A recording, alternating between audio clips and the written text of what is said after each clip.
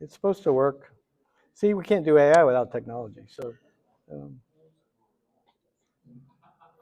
let me see. Okay, we're up. All right, we've got pictures. Jeff came up with some really good pictures, but I got to tell you this, 3 years ago, we wouldn't be able to have this talk. It just wasn't here. And so we're going to talk a little bit about how we got here, what started it, and then where we are now. But I remember, I'm pretty old, and I remember when the camera first came out. In fact, I was the one that was in the first original picture ever taken. And remember when people didn't want to stare at the camera? Remember they looked away from it in all those pictures because they were afraid of that? I still have that picture somewhere. And there it is, there it is. You know, it's like AI, oh my God, okay. So we're not gonna, but those were the good old days. So now we've gotten into something a little bit crazy, which is, but first of all, I've got a little special guest message for everybody. If it works. No audio.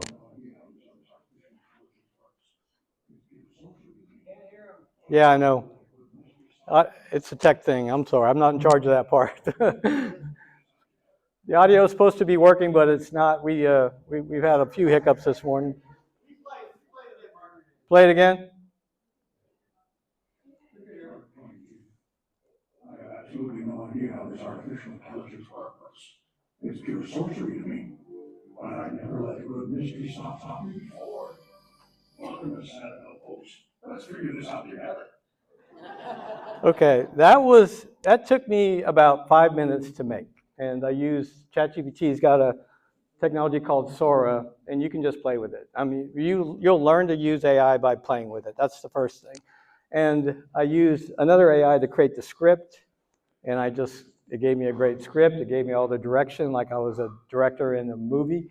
I copied and pasted over into the technology and just created it. So it's a little bit nuts. But the beautiful thing about it is you can just get creative. But I don't think it's going to take away creativity. I think you're going to use it and get more creative with it. I think it's just opening up creativity to everybody. We can talk about that a lot as we go through it. But basically, I want to do one thing before I get started.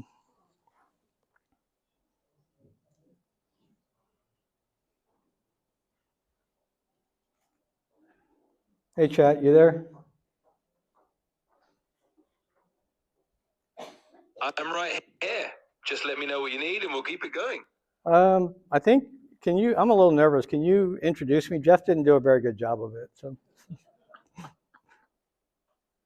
Of course, I'd be happy to help out. Just take a deep breath and I'll give you that Churchill-style intro we talked about. Here we go, ladies and gentlemen. It is my great privilege to introduce a guide of both wisdom and good humor.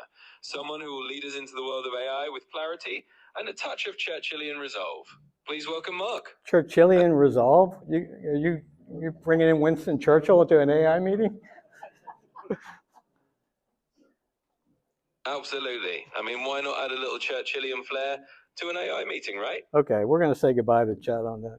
So that is through ChatGPT's voice thing, but let's talk a little bit. Let's get right into it because I'm going to give a little bit of overview of where we are, and then you guys are going to get on your phones and you're going to practice and you're going to play, and that's the only way you're going to learn. So I don't want to talk the whole time, but I do want to go through this a little bit.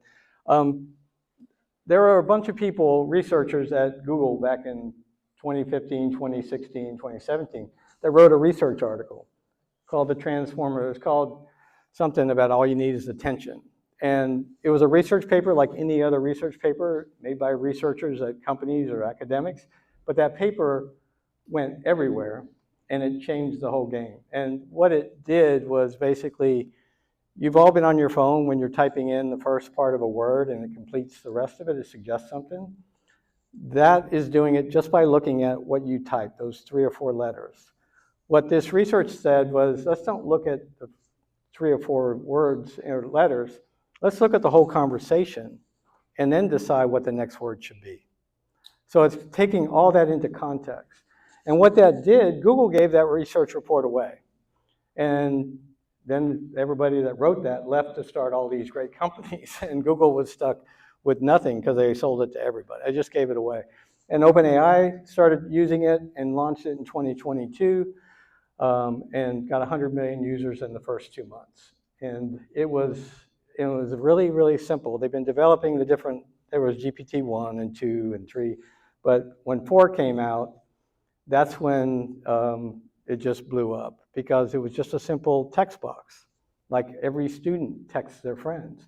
So, and every student likes to cheat, right? I have students in here right now, right? And so now they could get somebody to do their homework for them, okay? And that became a real big issue for me because I teach. So it wasn't about teaching them to cheat, it's teaching them how to use it the right way, how to use it for learning, how to use it to build something, create something. And so that became the key issue. And also creating something that when you create an output, you put in a question, you get an output, you actually know what it means, and you actually can understand it. So we're going to talk a little bit about how it's going to transform learning and work and all that, but I wanted to talk about the first part, which was how did it even get this big? They basically, what they did, they took all the information on the internet and scraped it. And that became the training part. And then they got the NVIDIA chips. Who here owns NVIDIA?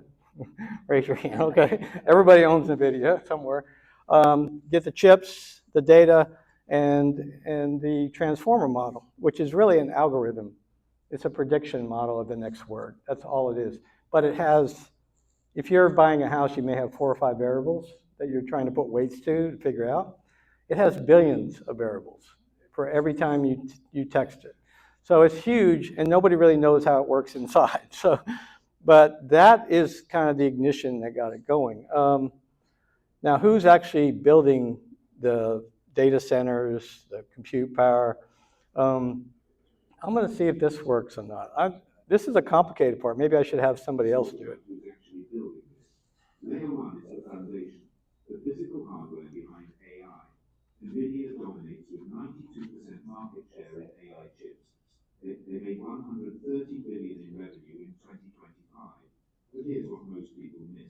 It's not just about chips. Okay, that's kind of hard to read, so I'm just going to go ahead and talk about it. But basically, NVIDIA owns the AI market for data centers. Their chips are 92% of all the data centers. Data centers are just giant supercomputers, rooms, warehouses, very few employees. It's just the power behind AI. And the bigger the data center gets, the more data you have, the smarter it gets, supposedly. So that's kind of how it works.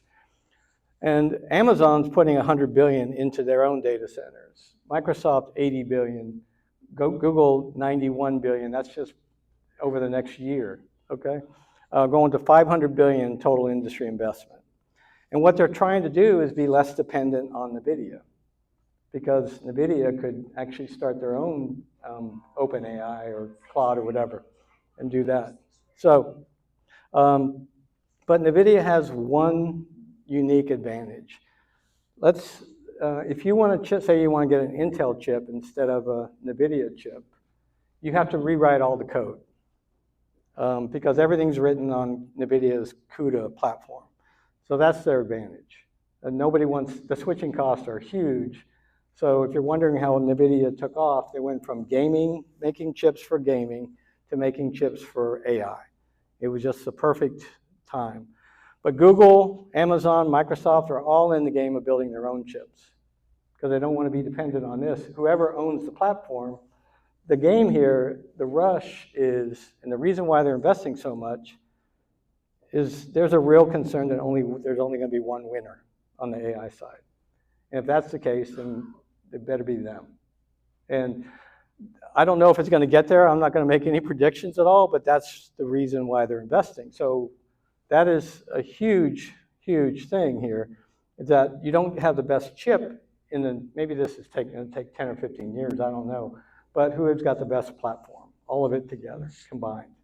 And that's what the battle is, between Microsoft, Amazon, all of it. Now, who here has used ChatGPT? Anybody? Okay. Okay, nearly everybody. Okay. That is now worth $500 billion, and it started in 2015. They're thinking of going public, and when they go public, they're estimating it'll be around $1 trillion. I'm not making investment advice. Where's the wealth management people? I'm not touching that. But this is what people are betting on right now. Who here has used Claude okay. A few people. Do you like Claude better? It's okay? Yeah. And we're going to talk about the different models, but do you like it better, do you think? No, okay, you don't like it. Okay. Yeah.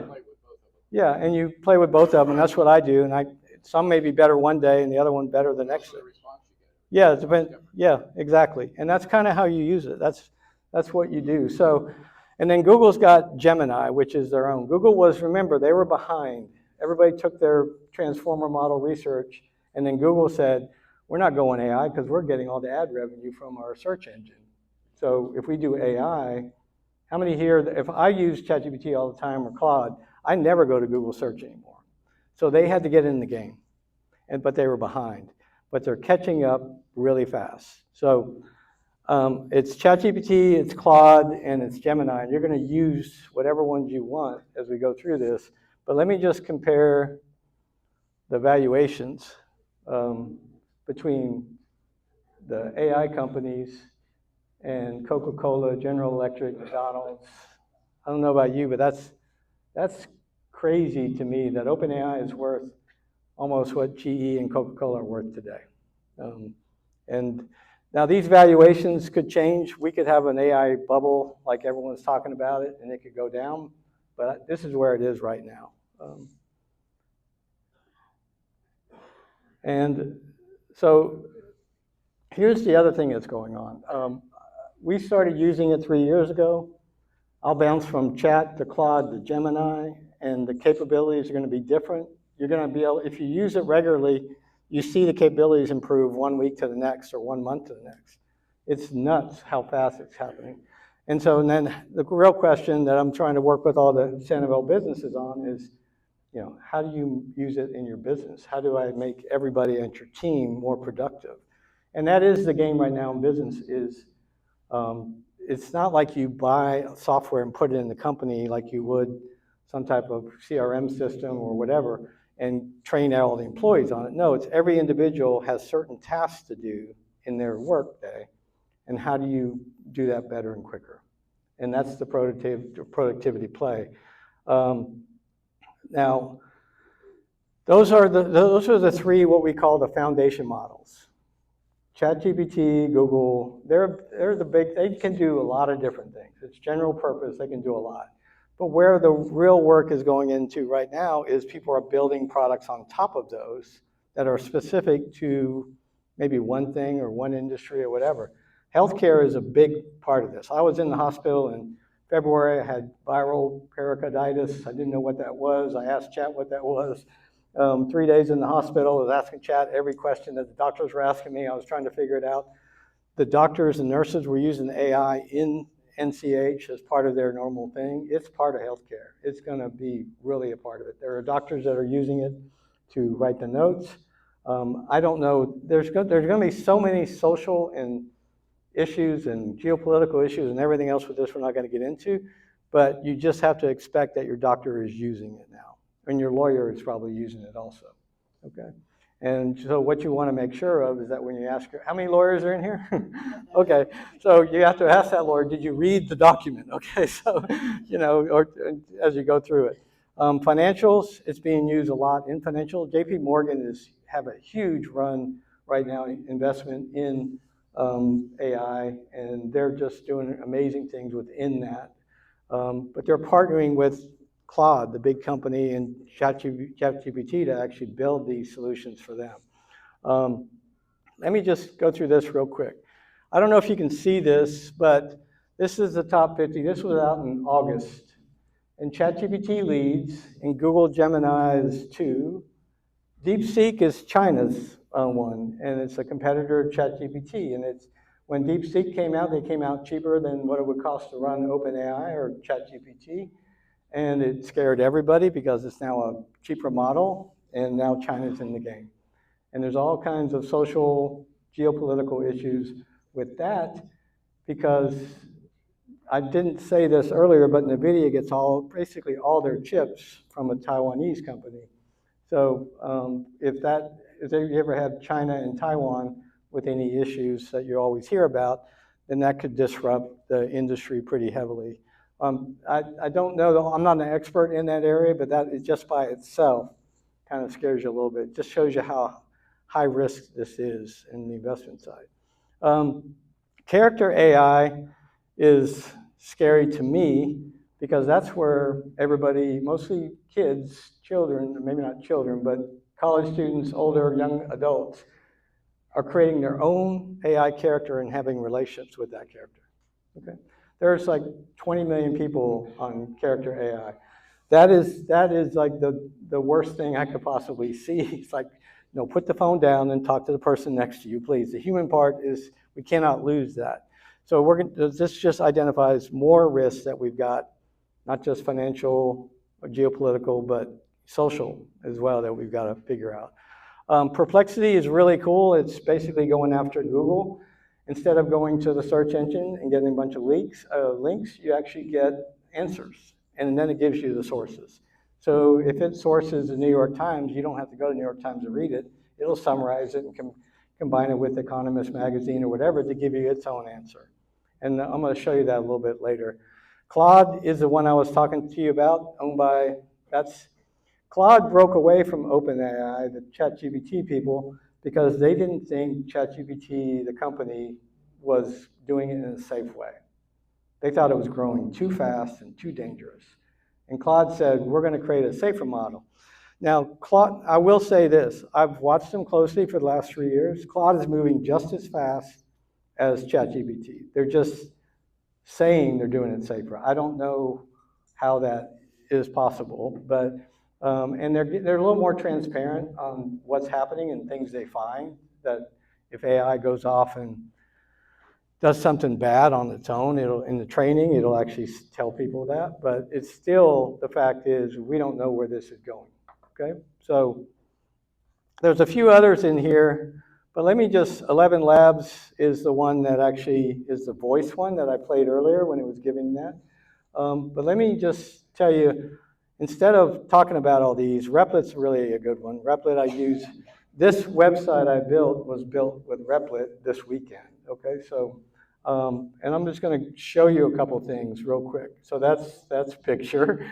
So I did something with chat, and I don't know if you can see it, but I said, can you research Sanibel and give me the history of it? I was just curious. I learned so much last night. I did all this last night, by the way, but I learned so much about it. And then it asked me, the thing that I got to show you before I get into it was in ChatGPT, I always make sure it's thinking.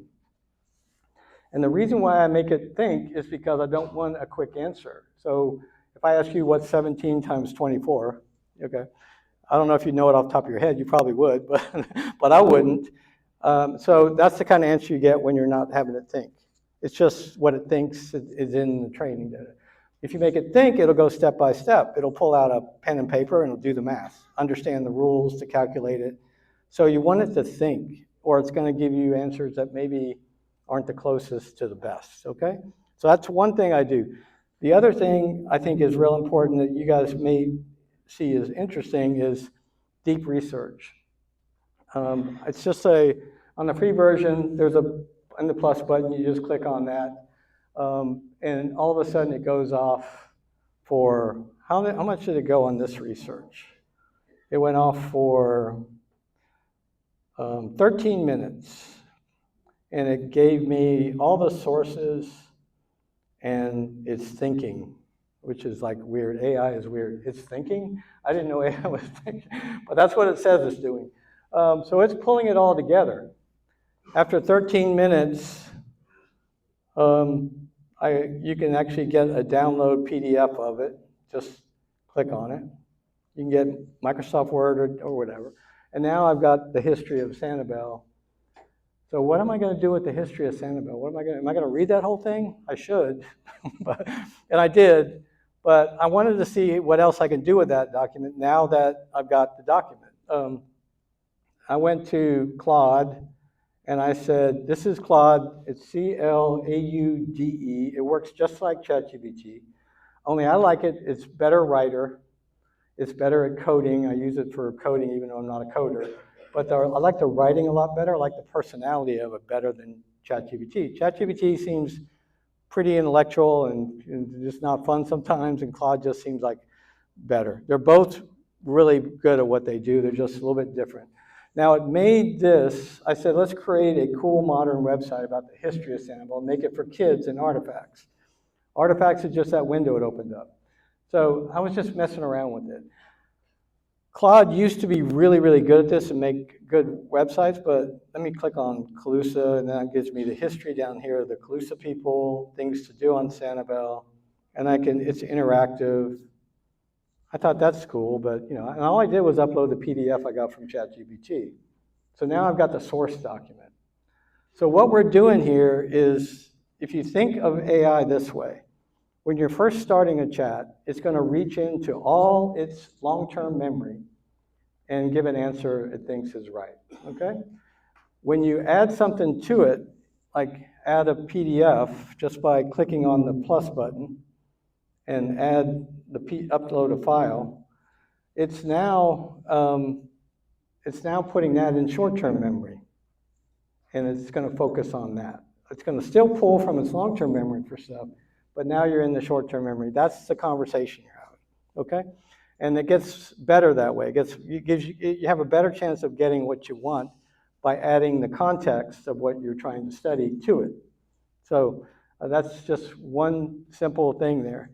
So I did that, and then I went to Perplexity, which I hadn't talked about, but Perplexity is just another tool. Again, it's the answer engine, the competition with Google search.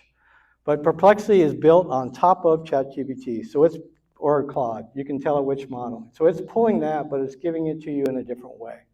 Okay? So I said, let's turn it into a dashboard, because Sanibel loves dashboards, right? So we got to turn it into a dashboard. And I got, that's all I said. And then it gives me interactive timeline. I can open it up. It changes it. Gives me the statistics, conservation milestones, hurricane resilience, population growth, development phase. So it just turned that PDF into another way to learn, another way to study. Then I said, whoops.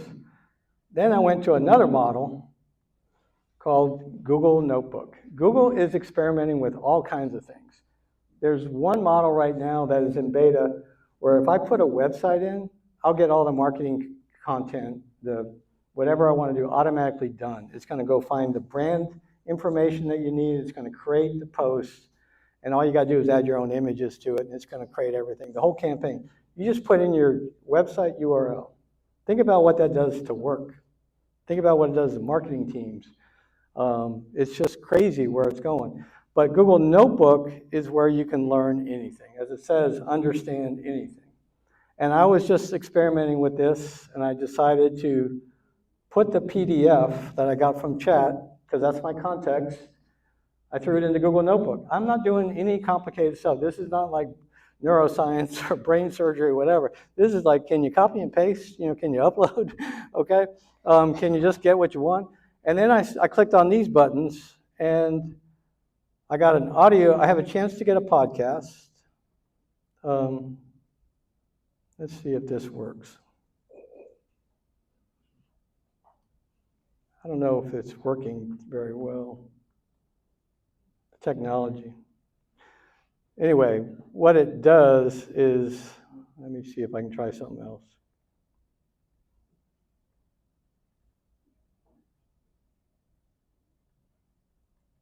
A monster Category 4 storm just unleashes its absolute fury on Sanibel. We're talking a storm surge of over 12 feet that basically swallowed the entire island.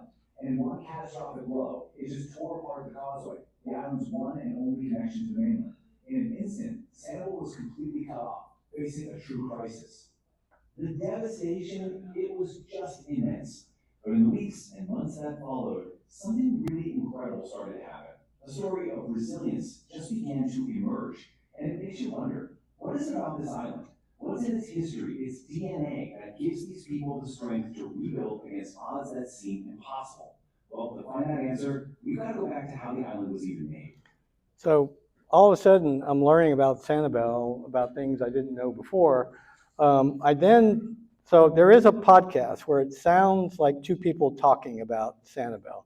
And if I could get it to play, it would, let me think where that one is. Is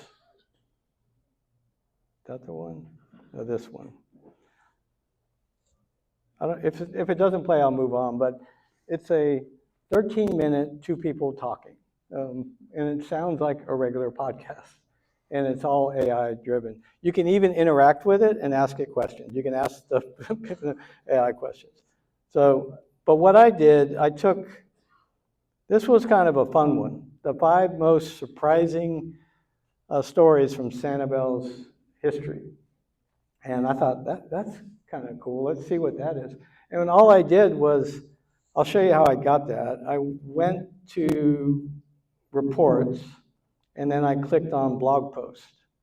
And I thought, okay, this is I wanted something unique about Sanibel and the research. That's kind of, how do you pull something unique out of all that?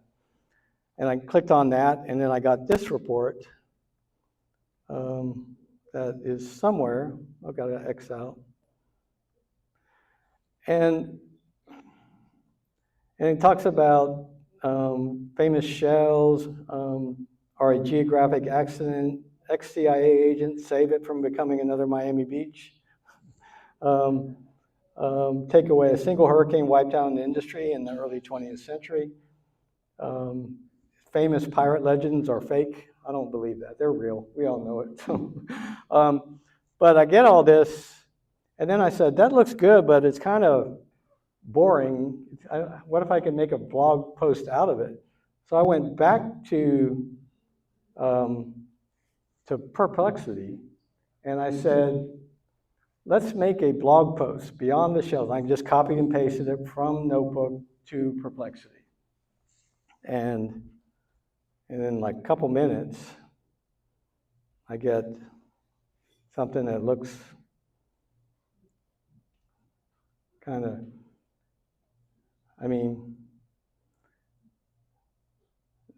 I got to send this to my kids. They got to learn about Sanibel some, but so there's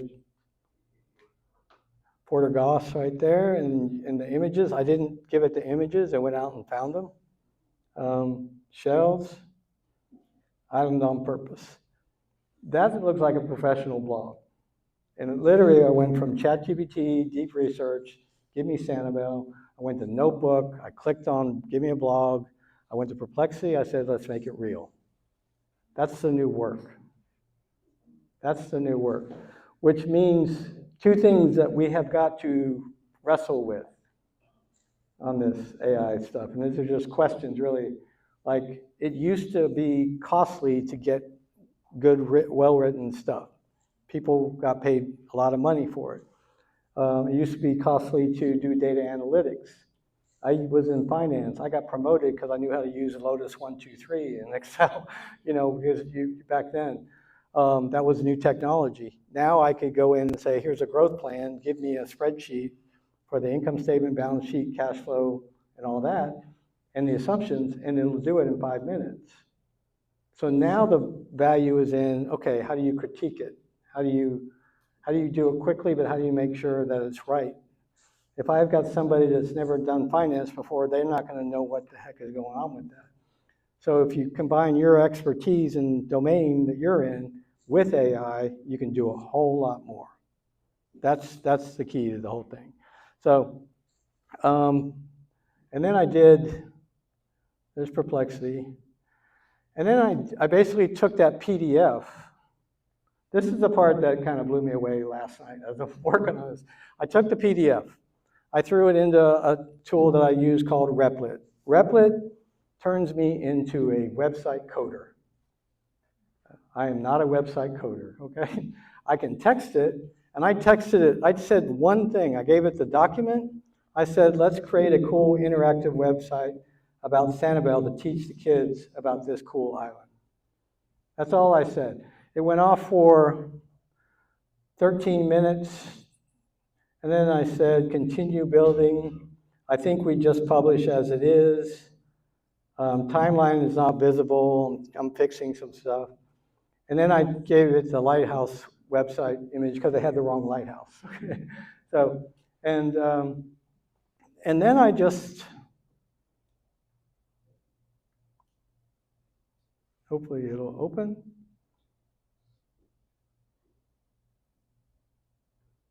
Oh, that's not it. Yeah, maybe that's it. Yeah. Discover Sanibel Island. Quick facts. What would you like to explore? Got a timeline. It's not the best, but it's not bad. Next era. Calusa. Spanish exploration. Pirate legends. It gives me a map that's not very good, but Sanibel Lighthouse. Yeah, that looks like amoeba or something. I don't know, but you know, this is the first cut. I could definitely get a better map in there. It gave me the shells. I don't even know if the pictures are right, but because they all look kind of the same. But you can see the framework of how you can build a website really quickly and pull in your own images. And if I wanted to add an image to this and change it, I would just go in and upload my image and say replace that image with this image. And that's my editing. That's all I would do. Wildlife.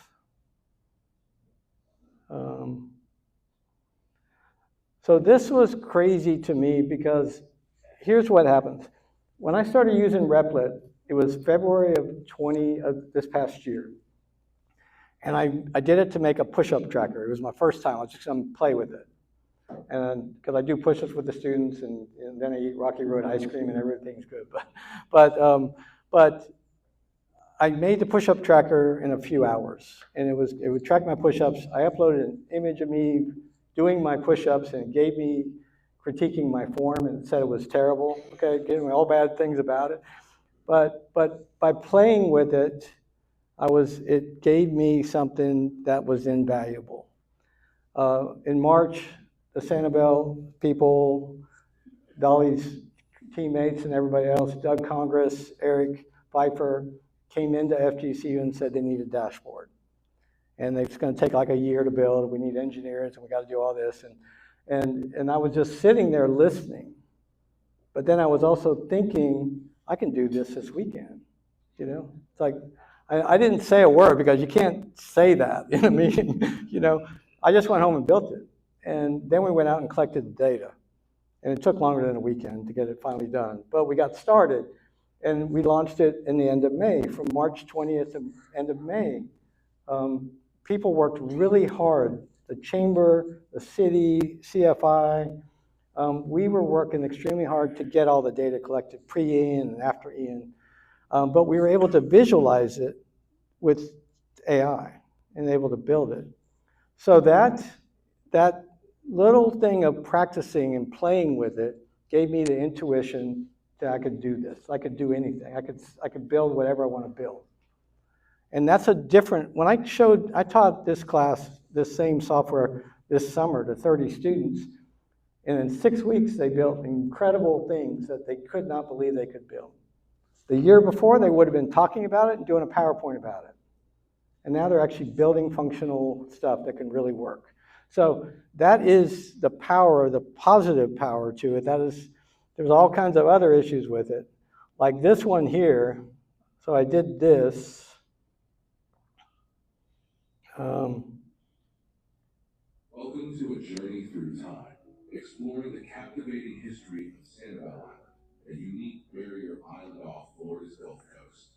Sanibel's story began about 6,000 years ago, as rising sea levels sculpted its distinctive boomerang shape, creating world-renowned shelly beaches. Long before European contact, the Calusa people thrived here for thousands of years, establishing villages and skillfully harvesting marine life.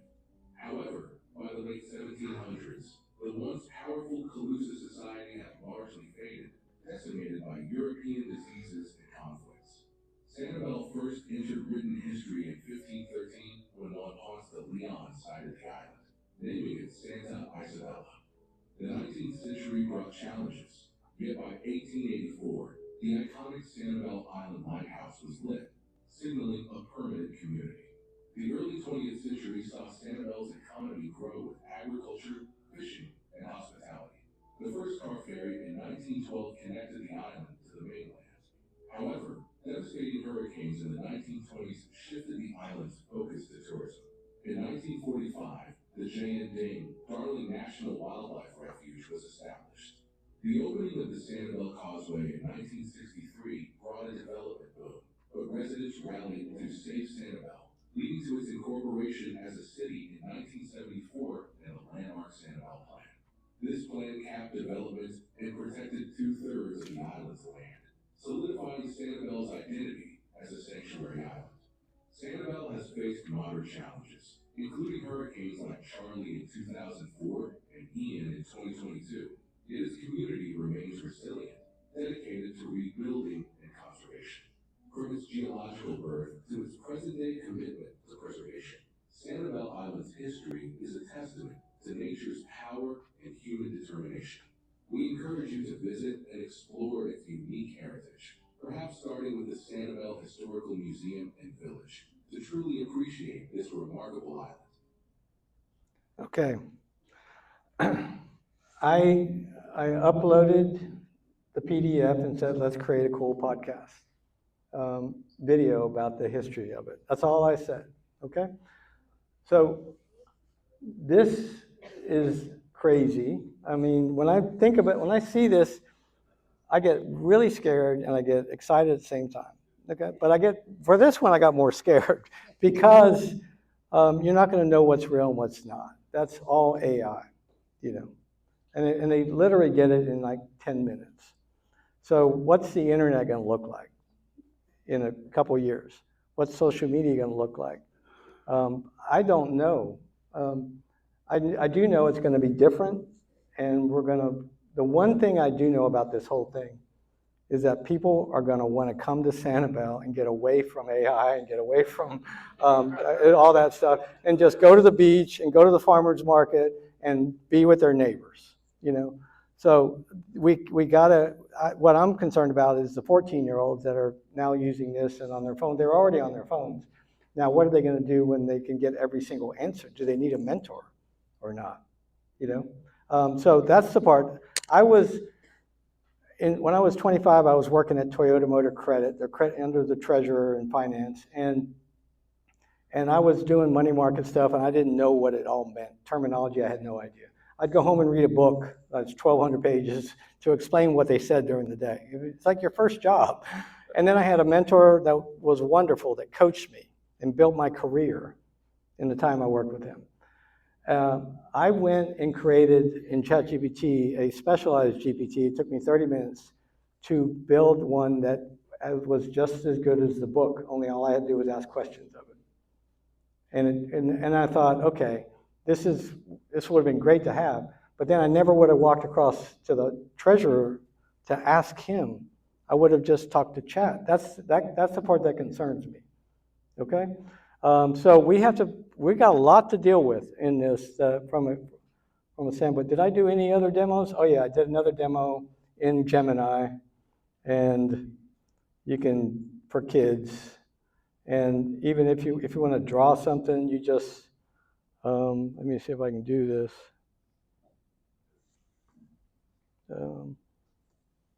Paste it. So again, I'm making things for kids, and you can just, and you thought what Jeff did was amazing today. He didn't do anything but copy and paste, didn't you? No, I'm kidding. Okay, and that's a good for kids picture right there. It's not realistic, but let's go back to this. So all these tools here are giving you the ability. You got to figure out which one to use. But I'll show you a little bit about what businesses are doing, and we'll get going on to the other part. 88% are trying, 67% are in the learning phase, and 39% say they're getting real results, but I think that's smaller. The real impact is only like 5 or 6% of some of the companies. So they're all using it and trying to be more productive. But the infrastructure is being built, and now it gets into Let me see if I can get through this real quick. It's about, let me see I'll just get right here. More money is going into it, more businesses are being started, venture capital is all over it, not just the big businesses. And we're getting past the does it work to how do I use it and how do I make it more productive. So that's basically it. Perfect time to start learning. This is, when you start using all three models, and you literally can go and open up 3 free accounts and just put in the same prompt into each one and see what you get. Just experiment with it, get curious about it. Chat's really good at coding and everyday stuff. Claude's great at deep research and coding. Gemini is really good at web search because Gemini has all the internet search engine, so when it does search really well. Video generation is Sora, that was the Mark Twain video. Live camera, you can literally just walk around and say, what's his plant? And you can put the camera on and it'll tell you everything about that. If you're going on a trip, this is really good on a trip. If you're on a trip and you get stuck or you want to look at some things or you don't know some special, unique place to go, use this. So that is, so this is just a couple rules. Don't just say plan a trip. Give it some context. If you're talking to a friend, you're going to give details. Do that. Don't just take the first answer, okay? And by the way, this website, sanibelai.com, you can go to it, and there's little buttons where you can listen to the English guy talk through it better than I can if you want. But here's the formula. Tell it who I am, I want this, here's my limitations, here's what the constraints, and then give me and tell it how you want it. Do I want it in a table format? Do I want it to look like an example? What do you want to do? And that's it. So, Jeff, do we have time to put them in a demo? What do you think? Or do you want to take questions, or you guys want to play with it for a few minutes? You can play with it right in sanibelai.com. Why is Claude so highly up when it doesn't do anything? Claude, that's a really good question. Let me explain. Let me give you one brief thing, okay? Claude is... Yeah, the question is, why is Claude so favored if it doesn't really do anything like Chat does? Okay, Claude is focused on enterprise businesses, and it's creating, people connect to that through an API, which means it's backing the software behind it. ChatGPT is made for consumers, is where they've said, I want to get all the consumers on it. You can still do business with it, but Claude is very focused on business. Replit, the website that I'm using to build everything, Claude is behind Replit. So and Replit is worth $1 billion. Every time I use Replit, I'm talking to Claude behind the scenes, and Claude's getting paid. So Claude makes $9 billion a year just by doing that. I hope I didn't confuse everybody with that, but it's a really good question because chat is.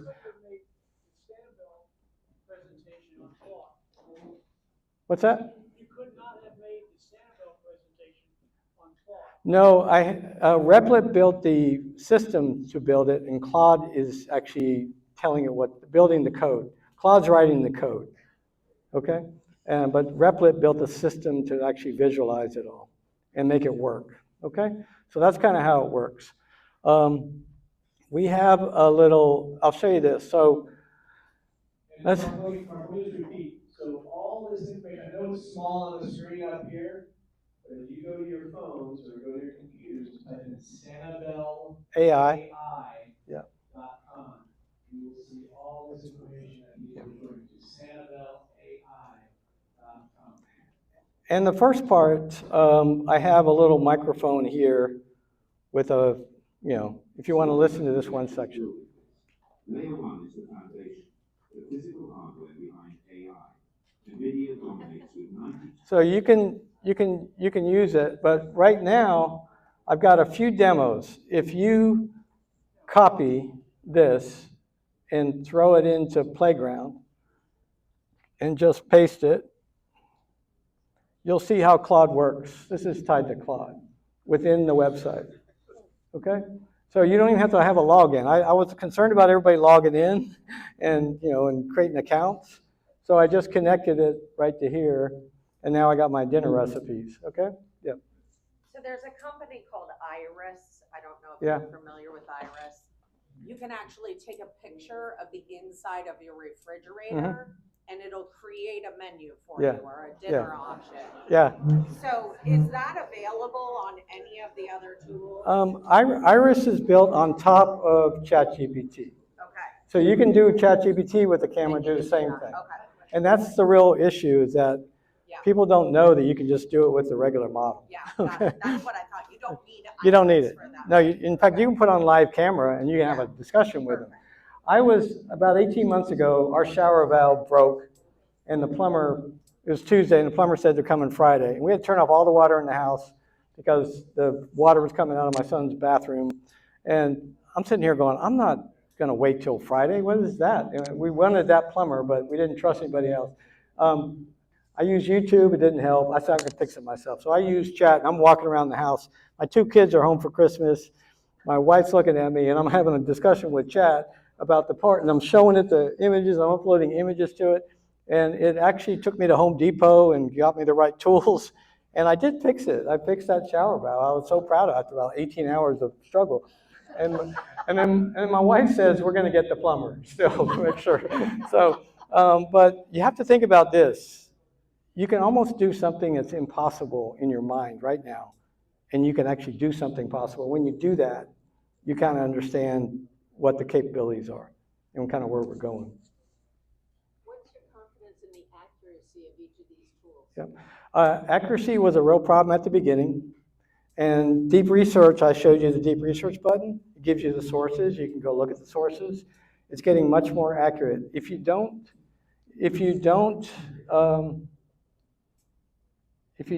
click on thinking and just go with the auto, it's going to be less accurate. Okay? So it's getting much better. Yeah. Can you tell us about the free version versus Yeah. the plus versus Yeah. the pro? And Yeah. ChatGPT? Yeah. Okay, that's a really good question. The question is, can you tell us about the difference in the free version, ChatGPT, and the paid and the pro version and all that, okay? The free version is free, I know, but the paid version is $20 a month, and the difference is, like, do you want a smart person or you just want an average person? Okay, so can you want to pay $20 to improve the knowledge and the interaction and also have more capabilities? What are you using? I'm using, because I'm testing everything, my wife is on me about all the subscriptions I've got, but I'm using the pro version because the $20 a month only gives me 10 research a month, 10 deep research. And I'm doing a lot of deep research, and I want to also know the highest capability it's got. This is like almost PhD level. It is crazy. I will have to tell you a story that I have a doctor my doctor is also really smart, certified triple whatever. He sent me a manuscript because he reviews medical journals. And he sent it to me, hey, can you put this in deep research?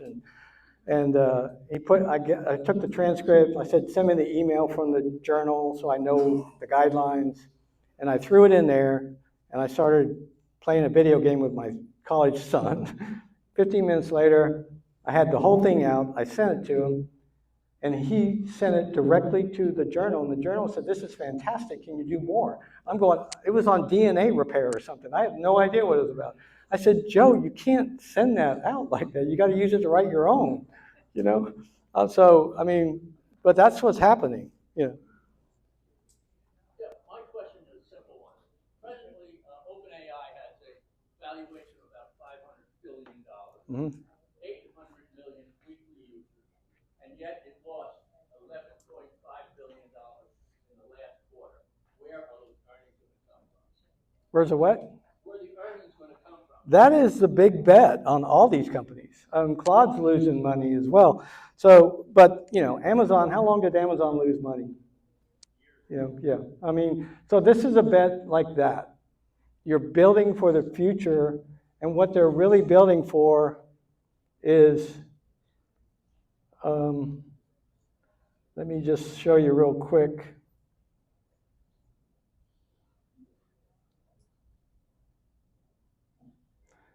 The next level, which is automation of jobs, okay? It's going to start with automation of tasks, but I'll give you a hypothetical. It costs, you can pay the employee or you can spend $1 an hour to have AI do it. That's the thesis behind all the money, okay? I hope it never gets there. I hope we use it as a coworker, but I don't want it taking every job, and then what's society going to do with that? I mean, what do we do next?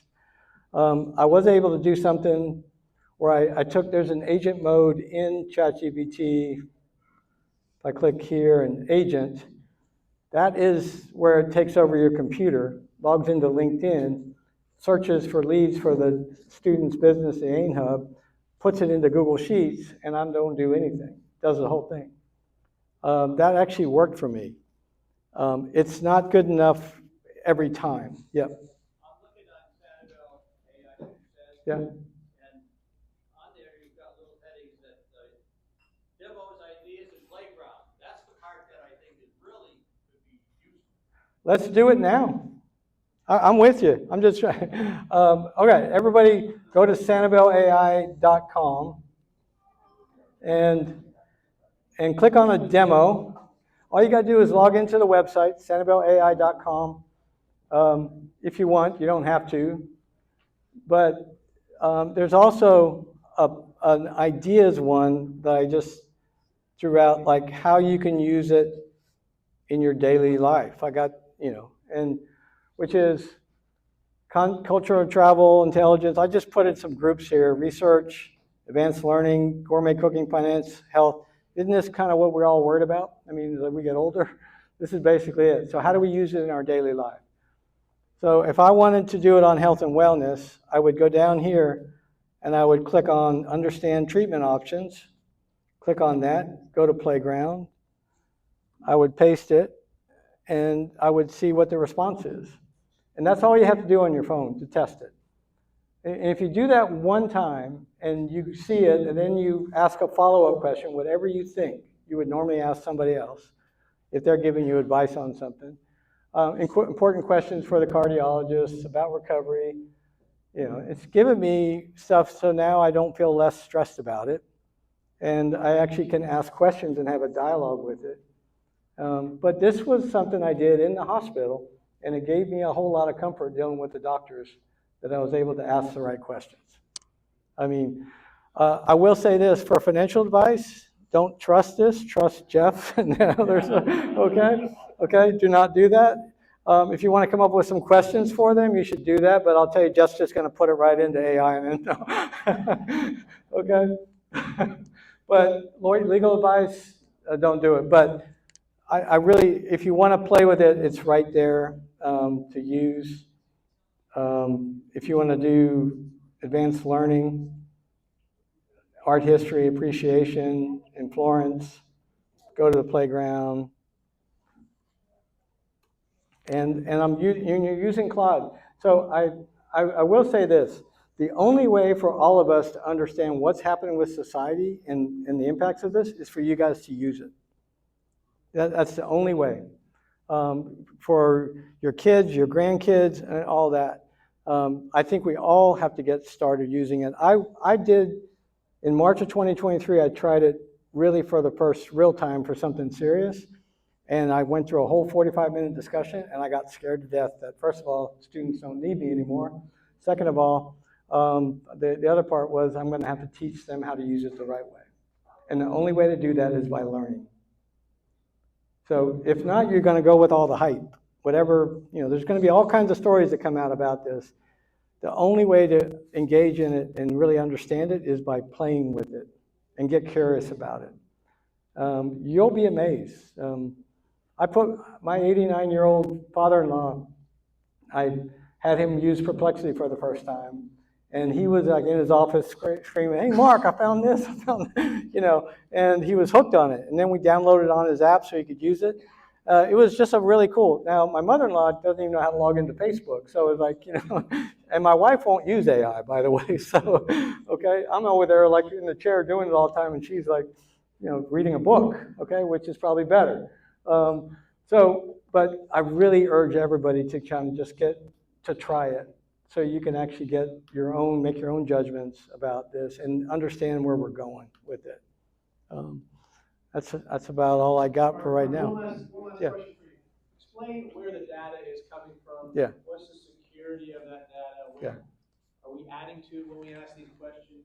Yeah, and I didn't, I've got,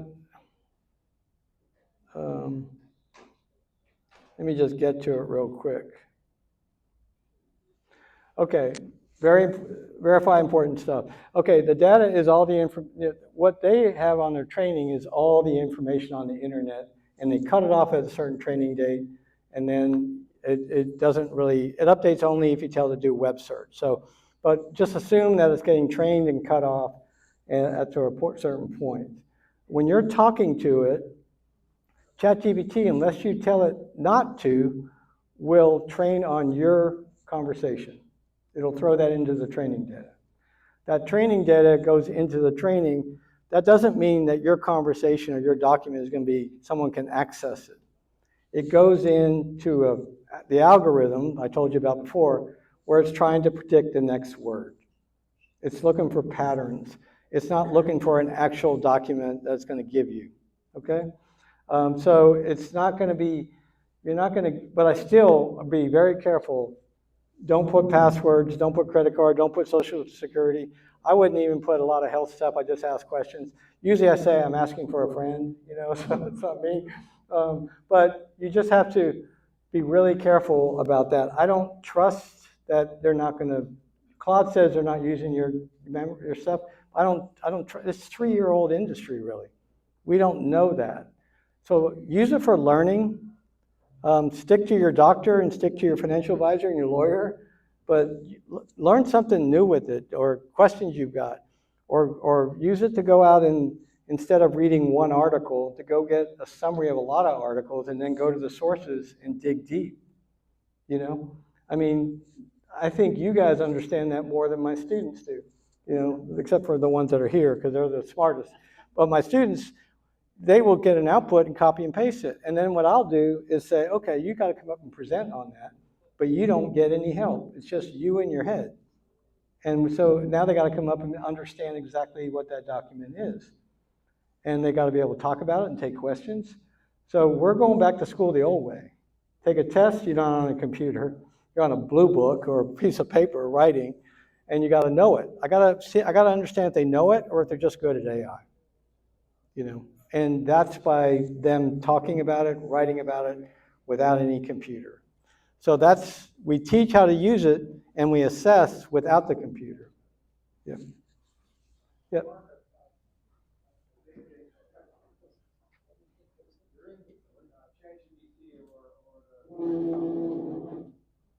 Do some work and create great information. Can you just tell it to turn it into a Microsoft Word document and send it somewhere, or do you have to go through kind of a old archaic Microsoft stuff? Copy and paste and all that kind of stuff. I'll just show you real quick. So here I can download that Sanibel history as a Word doc or a PDF. ChatGPT. And you can pretty much do the same with Claude. Okay, Copilot, if anyone knows Copilot, is Microsoft. Microsoft owns 27% of ChatGPT, the company. They've got their own competing product called Copilot. And because they have every single business on Microsoft Office, they've got distribution to sell it, but it's a terrible system. It's not good. It's better to go into ChatGPT, and maybe it'll get better. Maybe in a month it'll be fantastic. It's been a terrible launch so far. Okay? I think only 5% of the companies are even actually using that versus going directly. Okay, yeah. But that's, any other questions? Mark, I was gonna say, will your students stand up or raise their hands? Are you guys willing to help some folks if they have additional questions? Good. I think Mark and the team will gladly stay around and answer more questions. I think this has been terrific, and so appreciate any final thoughts. Um, I just want to say one thing before we end up. I got into AI because I wanted to teach the students. And then when Sanibel walked in our doors in March, it became more than AI. It became students working with the community. It became AI and the community working together. And it opened up a whole world. I've been to Sanibel before, but I had never understood it until I started working with people here. This is a very special place, and we have to keep it that way. And we're going to do all we can to help the businesses locally improve their businesses when not all the tourists are here like we had before. But the students have a deeper appreciation. FGCU has a deeper appreciation because of the human connection. AI just opened the door for us to do the work. But, you know, the human connection, you cannot replace it, and we better not. So that's all I got. Okay? Thank you, Mark. Thank you.